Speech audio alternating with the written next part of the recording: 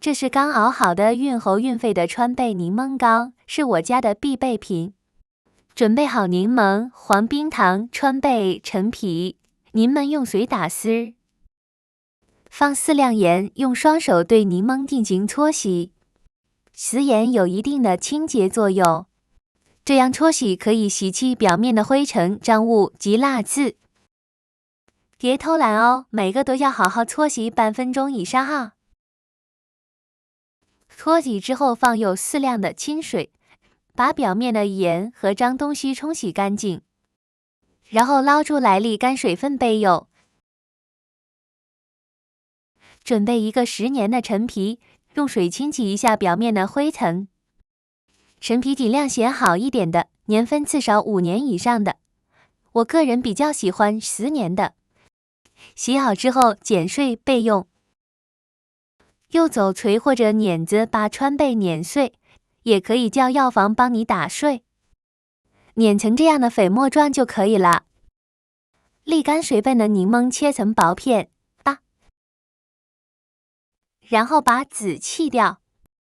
柠檬的皮和籽都是苦的，所以一定要去籽，不然会很苦。所有食材都准备好了。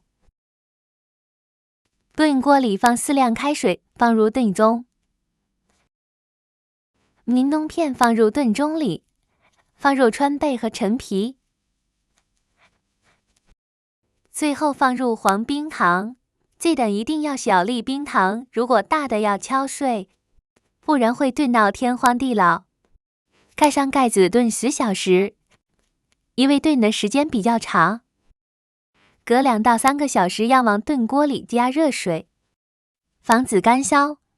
记得炖盅在炖煮过程中别开盖。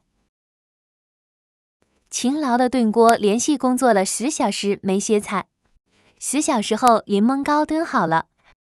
一开盖，一股浓浓的香味扑鼻而来，第一反应就是陈皮味，然后接的是陈皮和柠檬的混合味道。刚炖好是比较稀，放凉后会变稠。